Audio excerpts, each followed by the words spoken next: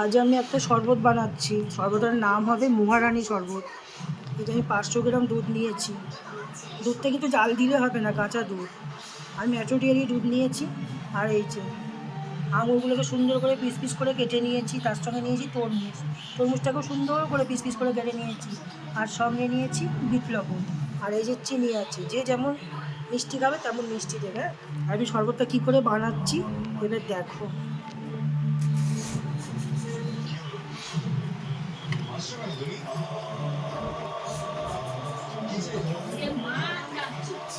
আমি 4 চামচ চিনি দেবো, বেশি দেবো না।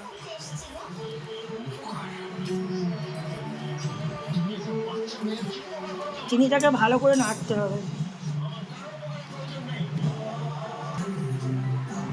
আমি চিনি দিয়ে ঘুঁটে নিয়ে তাতে বরফগুলো দিয়েছি দেখো।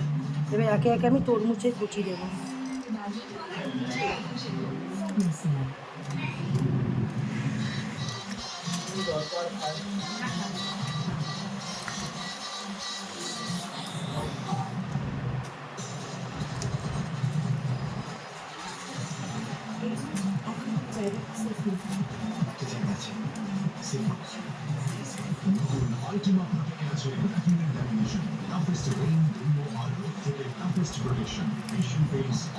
তরমুজের টুকরো, আঙুরের টুকরো দেওয়া হয়ে গেছে।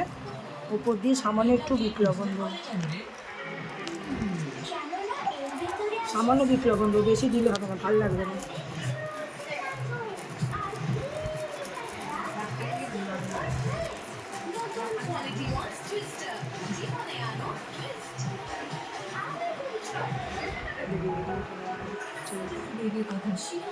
আমার এই মহারানী শরবত কমপ্লিট হয়েছে।